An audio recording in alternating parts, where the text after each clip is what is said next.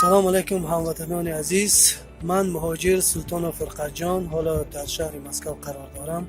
من مهاجرت را خیلی فهمیدنیم که در مهاجرت ما برای کار، برای رزق روزی فرزنده آمده یک مدت کار کرده باز به وطن برمیگردیم.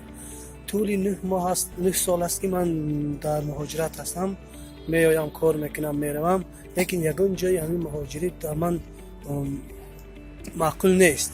درست است در مهاجرت میبینیم صاحب کار میشیم، یک چی کار رو یگان چی رو کار میکنیم یاد میگیریم، یگان استاگی یگان چی رو یاد میگیریم، یگان هنر نغز رو یاد میگیریم باز به وطن برمیگردیم. درست است که من وطن خود رو از اینجا بالاتر میستانم، چون که وطن من برای من همیشه در قلب من همیشه وجود دارد. میخوام همین کار خود را آینده در وطن خود سر کنم.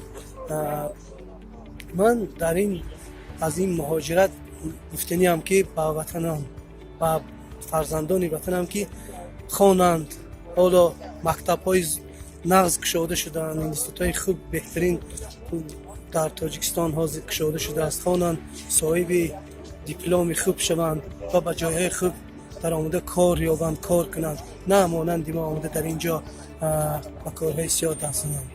من با مهاجرانی که در تمام دنیا هستند گفتنی هم که خود را احتیاط کنند، با یکدیگر تو فلانی من فلانی نگویند، دست یکدیگر را در جایهای مهاجرت در جایهای مسافری بگیرند.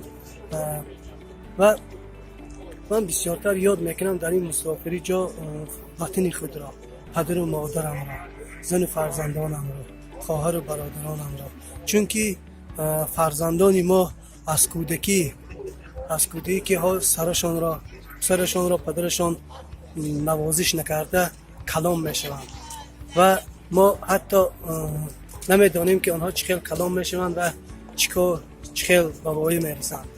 برای همین من گفتنیم که من در اینجا فقط با یاد پدر، مادر، وطن، دادر و خواهر، زن، فرزندا، کسانی که این ویدیو را تماشا میکنند و شمایان هزار رحمت، یکدیگر را دستگیری کنند، همه جا باشین، کجای باشین، زنده باشین. خیر، خداوند نگهبان شما.